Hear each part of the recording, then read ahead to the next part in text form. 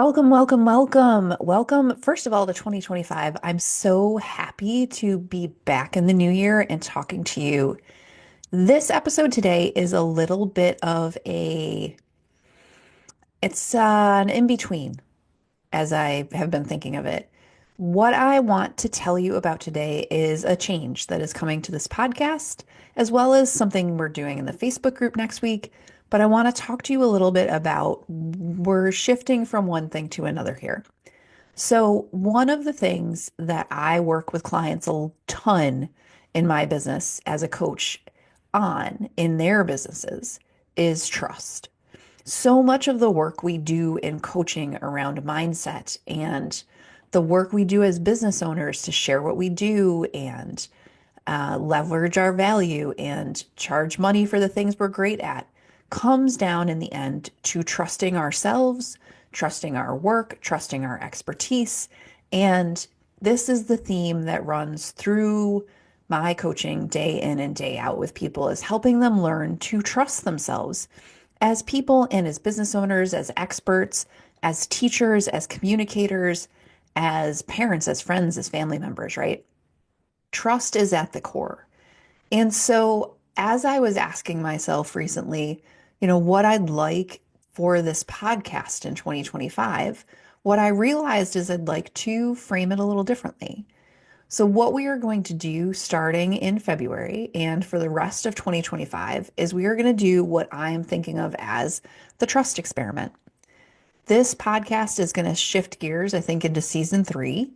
And we are going to spend the year talking about trusting yourself, particularly as a business owner, but trusting yourself in general.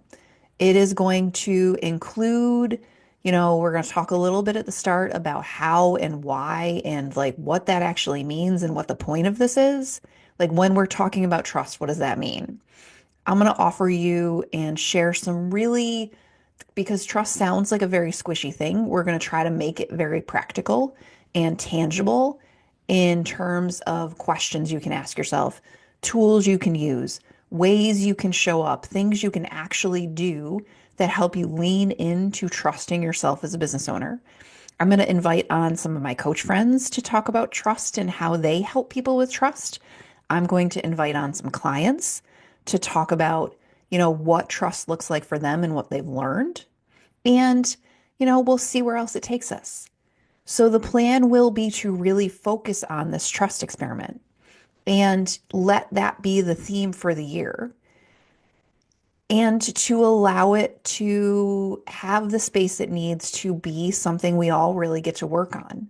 This is one of those things that as a business owner is the most important work I've done because learning to trust myself and really trust how my brain works and when it works and what it says and what I'm doing and the things I offer and my people has taken so much of the complexity and the confusion and the difficulty out of running a business for me. And I see the same with clients.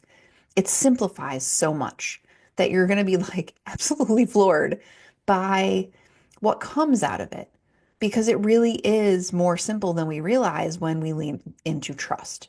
So that is going to be what happens starting in the next month. In the meantime, though, there is one thing I don't want you to miss out, and that is the offer game. Starting on January 15th, which is tomorrow, we are playing the offer game in my Facebook group. This is something we played last summer in 2024. But if it's new to you, the offer game is a series of sort of little gamified versions of how to make an offer, how to talk to your audience about what you have to offer them and how they get it, whether it's on Facebook or LinkedIn or video or email or directly to the person in front of you at networking, whatever it happens to be. It is all about helping to making more offers more efficient and effective. You're going to get little tools and strategies for making them faster in less time in ways you don't normally, about things you don't normally, about things you know you want to but haven't, right?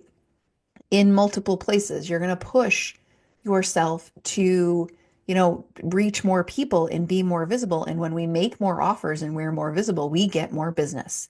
So the offer game at its core is really about making more sales. And what better way to start January?